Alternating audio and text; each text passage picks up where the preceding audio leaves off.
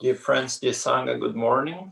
Today is December 5th, 2020. I am speaking to you from Moonlit Crane Zendo. This is our zazenkai one-day meditation retreat for Northern Light Sangha for December of 2020.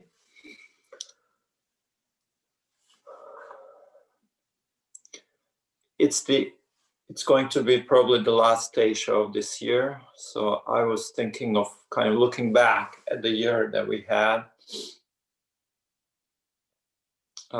Perhaps very challenging year. A lot of changes in the world. And maybe I can bring that into the Teisho in some way to kind of take a look back, not just at the year, but at the world that we are living in and that we are finding ourselves in. But to start, I'd like to offer as a kind of starting point or inspiration for today's Teisho, I'd like to offer a quote. This is from a letter that Zen Master Engo wrote. You will recall Zen Master Engo is the author of the Blue Cliff Record, which was written during the Song Dynasty in China, and it was perhaps the first great piece of literature, Zen literature. It's a collection of koans, and Zen Master Engo put together the collection and wrote commentary on it. But this is an excerpt from his letter that he wrote to one of his students. And in it, he starts by quoting Zen Master Ganto. And I'm sure many of you are familiar with Zen Master Ganto. I spoke about him at length during last year's session, Rohatsu session, so it would have been just about exactly a year ago. And the quote is this. His letter, he starts by saying, Ganto said, abandoning things is superior. Pursuing things is inferior. And this is the quote. And then he continues on, Zen Master Engo continues on with his letter. So, abandoning things is superior. Pursuing things is inferior.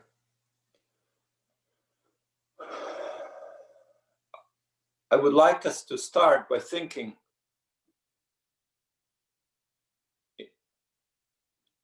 this statement in relation to our meditation practice. Normally, we are always thinking about our state of understanding. We are not really thinking so much about how. We are thinking more about the effects of what it is that we are doing. But in terms of just simply the technique of meditation, I would like us to start there and to simply look at this statement. Abandoning things is superior, pursuing things is inferior. Simply from the perspective of the technique of meditation. I think all too often when we teach meditation and when we practice meditation, and the way I was taught meditation, the technique is so simple that there's not much that we can really say about it. But sometimes I wish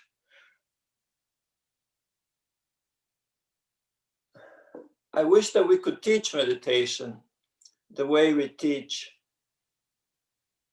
maybe playing an instrument, musical instrument, or the way we teach meditation, the way we would teach somebody how to prepare a certain meal, and making it again and again and again until they get very proficient and very skillful in doing that. Or maybe we should to think of meditation practice as maybe the way you learn how to dance, like a ballet or something like that, meaning putting a lot of emphasis on the technical aspects of it. We don't do this with meditation because meditation is not like these other disciplines. But sometimes I wish we could,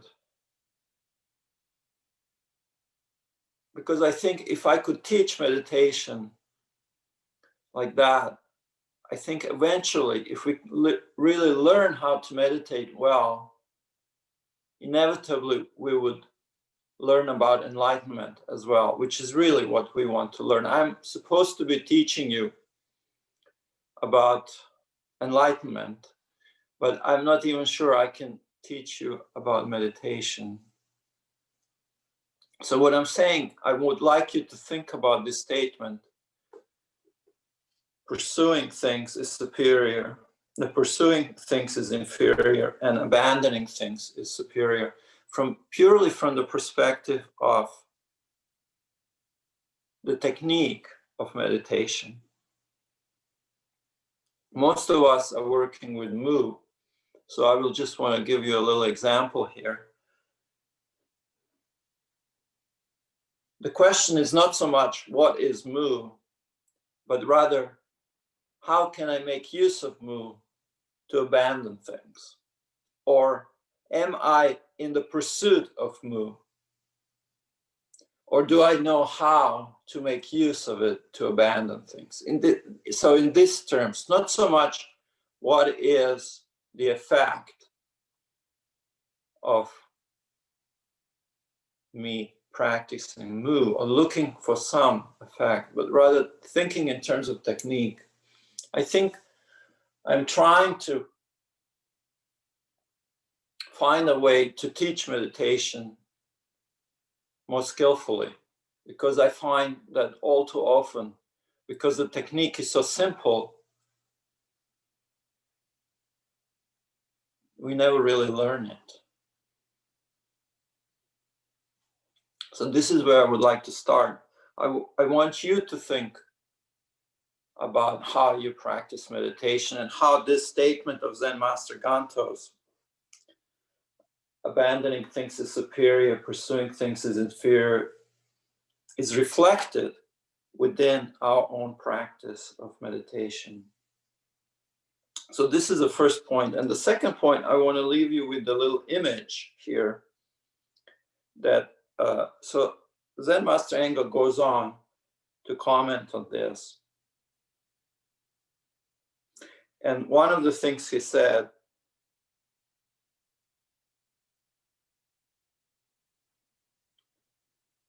then your awesome chilling spirit cuts off everything, and everything retreats of itself without having to be pushed away. Okay, so this, I want to give you an image of this. Everything is retreating from you. So you're sitting in zazen, meditating, and your spirit of your practice cuts off everything, and everything is retreating from you without you having to push it away. This is a wonderful image. I'd like to kind of give it a bit of color or imagination. And as you're sitting, you can imagine, visualize as if you are an island, one of those circular Pacific islands, let's say, volcanic island, surrounded by sea. And the tide is going out. Everything is retreating. All the water is retreating. As you're sitting there, you're sitting like this island, and all the water is retreating. These are all the thoughts, all the conflicting emotions, all the things that we are normally in pursuit of. They are retreating of themselves. The tide is going out. The idea here is that we are not even, by the spirit of this practice, we are not even so much as abandoning things, as they're kind of getting abandoned by themselves. This is, so I would just like to give you this image of the practice as the things are simply retreating from you. You have such fierce spirit, Zen spirit, that all the delusions of themselves are retreating from you as you're sitting. And ultimately, all the truths are also retreating from you. And I'll kind of get to what I mean by that.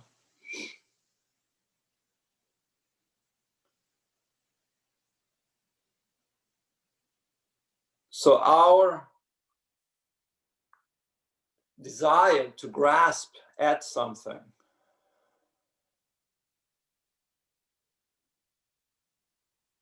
is not the appropriate way to practice meditation and to practice Zen. And the problem is that the mind, its basic function is to seek things, to go after things, whether they're visual things or sounds or ideas. And this tendency of function, basic functionality, normal, healthy function of the mind is, to a degree, is in the opposition to how we practice meditation and why we practice meditation in the first place. Meditation is more like all these things are simply retreating away from you by the power of your silence and the power of your steadiness and determination, and ultimately the power of our awareness in meditation. Normally, the awareness is always latching onto some object. It is not really turned in on itself. So it is always going out, trying to reach out for something. So this teaching of abandoning things as a superior way of practicing versus pursuing things as an inferior way of practicing, it goes to the very core of how our minds work. So I'm leaving you with this couple of things. Again, repeating myself, I really want us to think about the very technique of meditation practice, not so much trying to get enlightened, but rather paying attention to how we practice.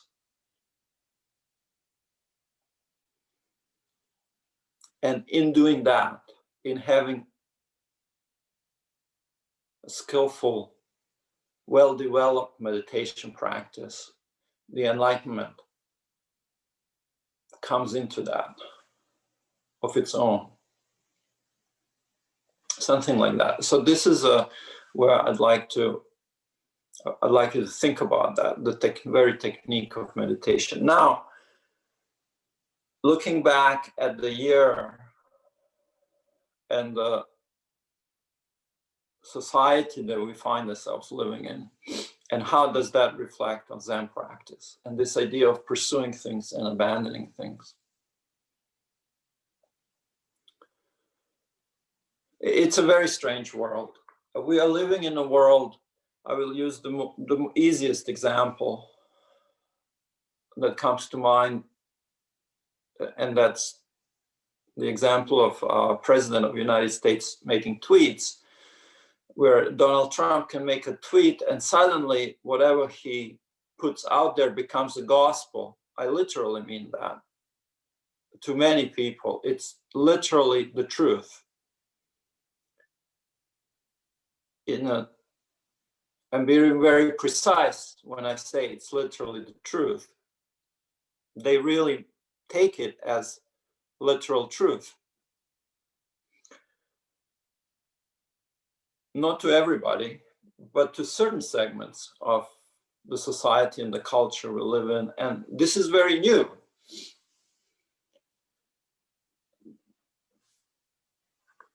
This is not something that we saw before, that we can simply, that we are so flexible when it comes to what is true suddenly. This is it's a very postmodern idea that the truths are something that is constructed as we go along. Before, I think we had a certain consensus that the truth is something objective, and you approached it gradually, a bit by bit, through a scientific exploration of finding, measuring things, and doing experiments and trying to approach certain objectivity. And the idea was that we could discover things in a very constructive way. And by doing that, we improve our lives and we improve the condition of all of humanity. This was kind of a worldview. And now we are in a place, we live in a society when we don't have just one worldview or even two, we have multiple worldviews.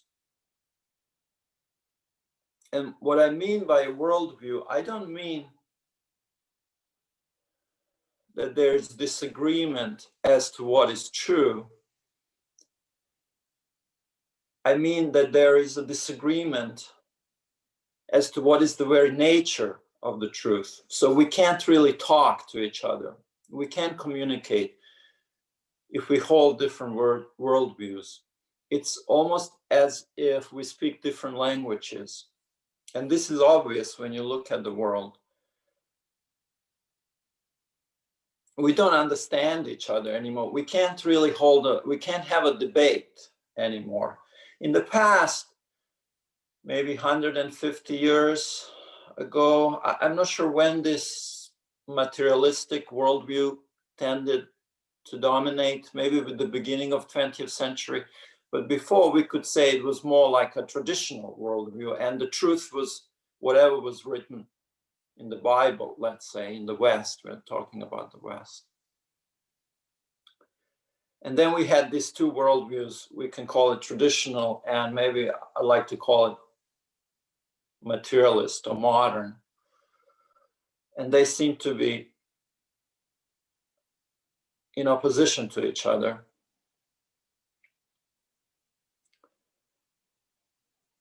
One, you can say, was more spiritually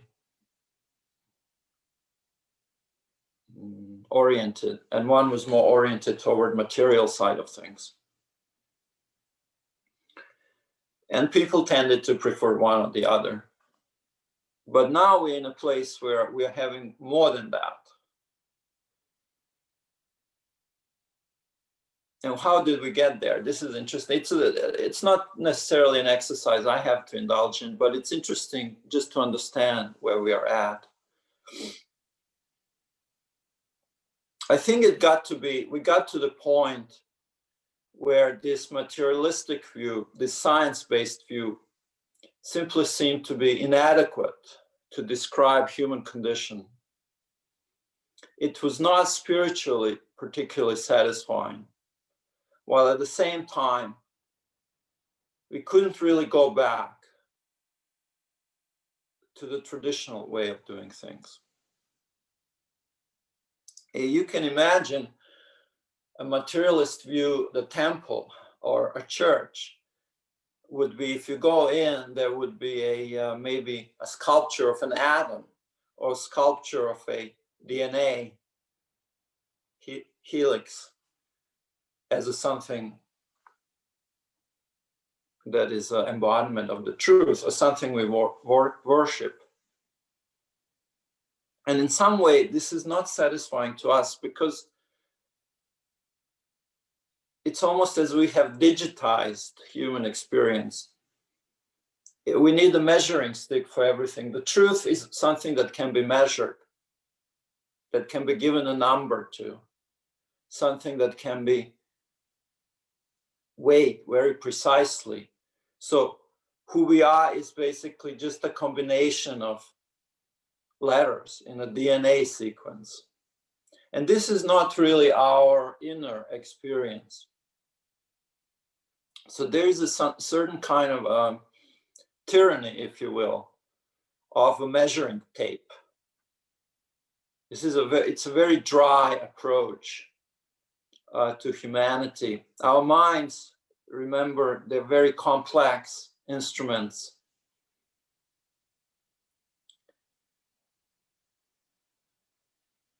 I'm not sure that statistics is the appropriate mechanism to describe what is going on. But that is the material ways. This is why we invented statistics, to be able to assign numbers to things which are not so easy to quantify.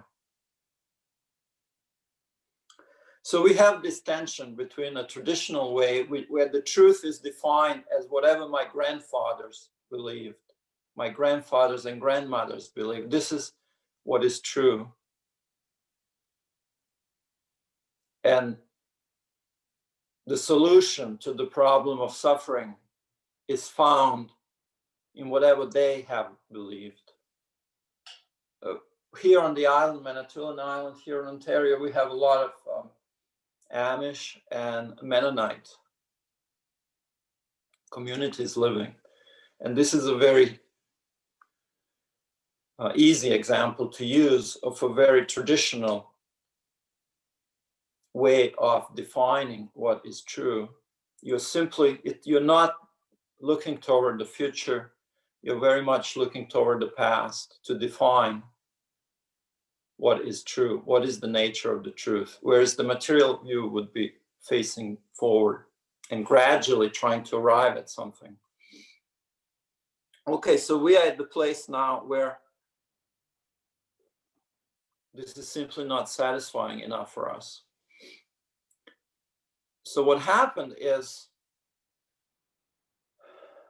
in the 20th century, we started to move away from that way of describing human experience as purely in a material way, and we started to talk about redefining what is truth as something that is socially constructed, which is a very Buddhist idea in a way, that we can redefine something. We can redefine the very nature of the truth.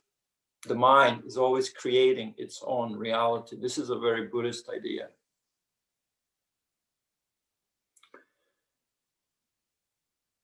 So gradually we ended up where we are today, where things are not so solid and not so easy to define what is objective and what is subjective. And different subgroups, subcultures have formed. And there's a lot of confusion going on. It seems that this polarity between traditional way of defining truth and modern way is not, there are more groups than that in the world today. And this is the society we are living in, global village, all this mixing of different traditions. And we are all interested in Zen, and we're interested in Buddhism. And in some ways, the reason why the Western mind and the Western practitioner would be interested in those things have to do with that we want to have some spiritual practice, but we don't want to go back. We can't go back to certain traditional way of thinking and being and understanding the truth. So what other kind of groups have risen? And this will maybe clarify what I'm talking about. So one other way of understanding what is true, and this we see a lot of that in the modern world, is a romantic view. Romantics, they want to have a spiritual practice, but they don't want that practice to be defined by any rules. Basically, it's more of a subjective way of experiencing the world. So your own inner landscape is really important. And the way this is manifesting in the world today, you have all this new age, which I'm not really familiar with because I'm not interested in that, but there's an explosion and profusion of different traditions, new age kind of spiritual practices. There's neo-paganism, for example. There's druidism, trying to go back to something that was lost a long time ago. There's eco-spirituality and so on. There's so many different things happening. And the reason why there's so many different things and none of them are really becoming established is because all of them have something very romantic about them, and they don't really want to have rules. They don't want to have a discipline. There's no bones within their approach to spirituality, but it's out there in the world, and a lot of people are participating in that. There's just an explosion of various approaches. And when we talk about, for example, even yoga, often it is seen more than just a physical exercise. It's seen as a spiritual journey. This is a very romantic approach, because while they think it's a very old tradition, the way it is practiced, there's nothing old about it. It's maybe 50, 60 years old. So you can think of romantics, they're very much interested in having a spiritual practice, but they're not really interested in developing any sense of discipline that goes along with that. And then another group that we can identify is what would be called different forms of nihilism, in which they don't really, they have come to the conclusion that there is no truth that can be defined, that everything is equally false. Of course, what they miss is that believing that is a form of truth. So they will dismiss everything out of just without any kind of engagement. And they have a certain feeling of superiority because they're dismissing everything. But they're missing the point that their own view is a view. Of course, from a Zen perspective and from a Buddhist perspective, this is useless. And if Zen is anything, and if Buddhism is anything, it's pragmatic. So whatever we are doing, whatever we believe, whatever kind of truth we arrive at has to be useful. And nihilism is really not all that useful. But a lot of parts in philosophy and thinking could be loosely put in that group. This is certainly part of the world today, part of our landscape. And then another group, and this is, I think a lot of people belong to this group, is again, loosely, we could call them narcissists. I think we can say that our society as a whole is becoming very narcissistic today. And I don't mean it in terms of pathology or psychology as a definition, but just very loosely. And how would the narcissist define what is true? Well, basically, whatever appeals to me, whatever is in harmony with my ego, in other words, whatever desire I have, or whatever feels pleasant to me is the truth. We see this, the actual definition of what is true is something that appeals to my ego.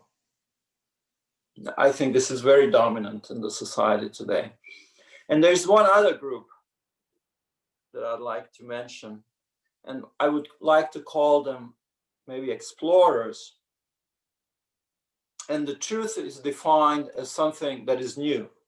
It has to be new. So there has to be the novelty of it.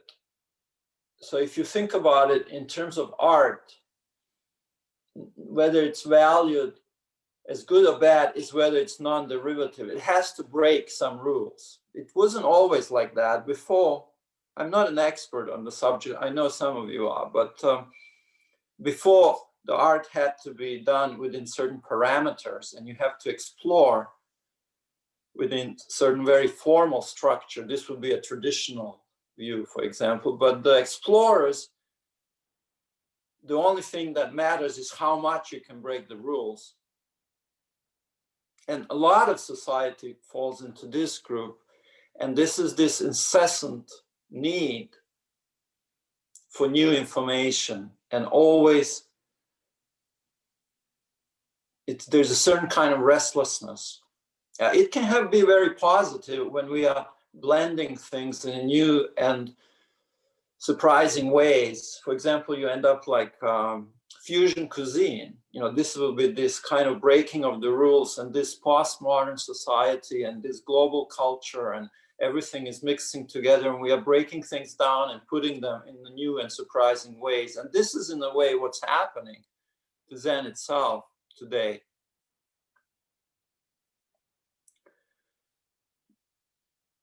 But in terms of, so now I want to go through all these different groups before I bore you too much, and how it reflects on Zen practice if people are coming from different backgrounds. So you may have some sense what I'm talking about. So for the explorers, I met a lot of them by trying to teach Zen. They become very excited about Zen, as long as it's something new, as long as it's something they're encountering for the first time. But they can't really stay. The moment it begins to feel a little bit stale, they move on to something else. It's simply not true anymore. It's not even just that it's not interesting. It's not relevant anymore. The moment it's not something pushing some new boundary or becoming interesting in some new way, they become disinterested and move on to something else, and then something else, and something else. There's this expression I read the other day. Maybe you don't know it. It's called doom scrolling. I don't know, it's a new word, doom scrolling. I think it comes from always scrolling on the Facebook or on the, Twitter on your phones. And people just doing that for hours on end, just doing it like that. And this is an aspect of the society we live in, this restlessness with novelty and always looking for some new sources of information. So within a context of Zen practice, people will come, they will become very energetic, very interested. They have discovered something true, but then very quickly, it's not true anymore. It becomes a lie when it's not something new. In terms of how would materialists practice Zen? Well, it's almost, to make it a bit of a caricature, you need to have wires connected to your head, and you need to measure some physical aspect of practice. And we're doing that there are textbooks being written about what meditation does to the body and the brain waves and so on, and what is enlightenment in terms of different brain waves. This is materialist approach. And a lot of people are interested in meditation to the degree that they can have some physical manifestation that they can measure. And they think this is something that will improve their lives. The only truth is the number that comes with it. There is mistrust of anything subjective, anything that is really a part. We don't trust our own inner landscape. The only thing we can trust are hard numbers. We are trying to digitize Zen. We're trying to digitize meditation. This is a materialist approach.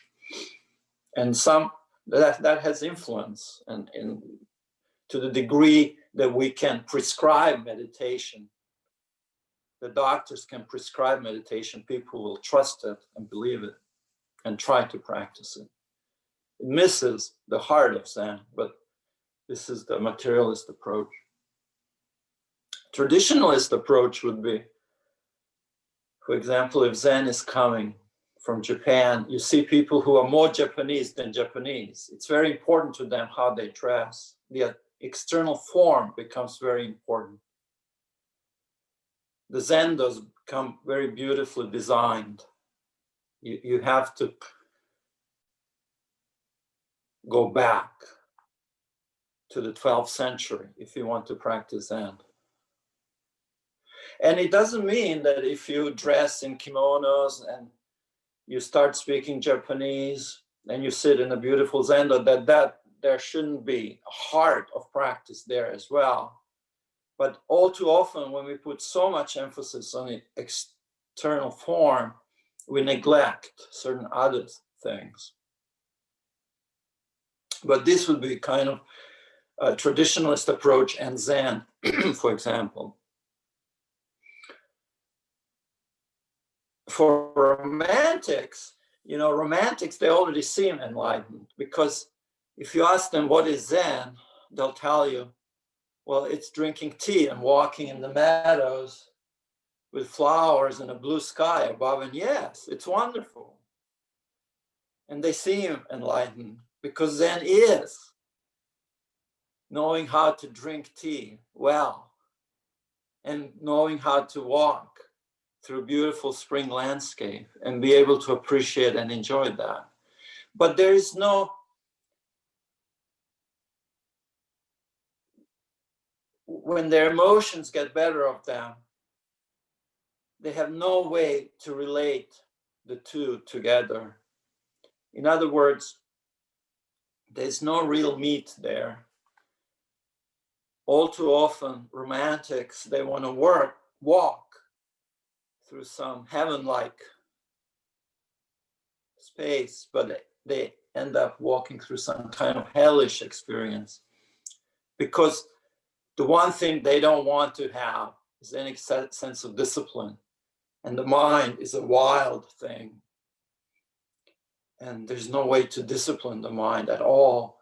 So if we are always in the pursuit of beauty, this is not so easy to do. They're only interested in Zen to the degree that it harmonizes with whatever their own ideas are. The idea of putting any kind of structure, any kind of rules, any kind of boundaries, the very meat of practice is anti-romantic, and they can't really engage with that at all. So this would be a romantics approach. For nihilists, they will often misunderstand the teachings of emptiness and think that that means that there is nothing. This is very common, but in the history of Buddhism, because this is a trap that is not new, we have been specifically warned against this. Narcissists, there's a lot of narcissists practicing Zen, but they're only interested in Zen to the degree that it enlarges their own sense of self.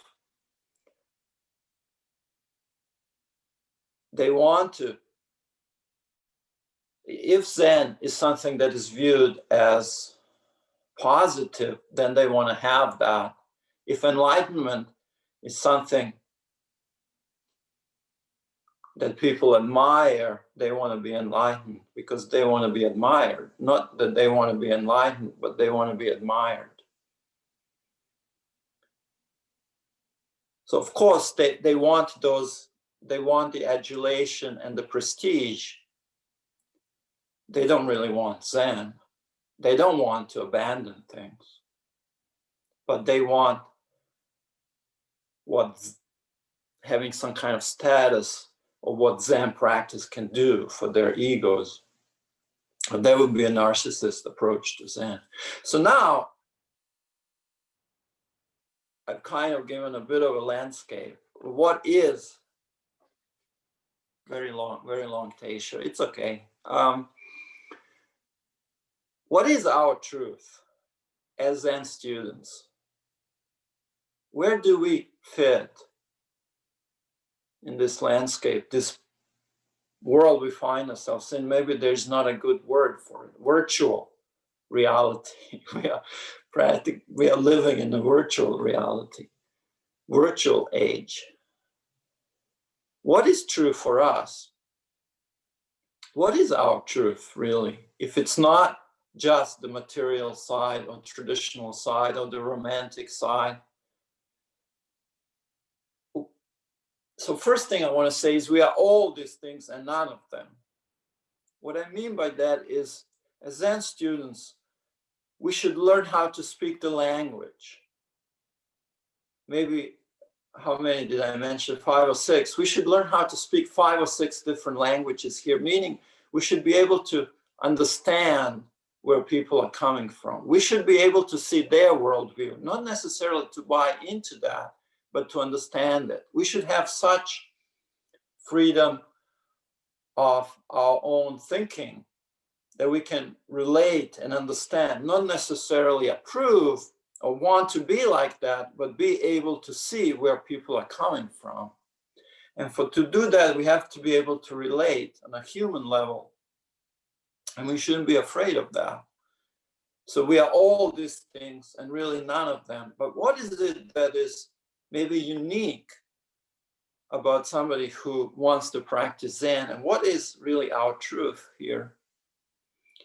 And I think the good place to start is with Zazen. Zazen is our truth. This is how we define what is true for us. And so going back to the beginning of my Teisho, we should really know what that is and how to practice it well.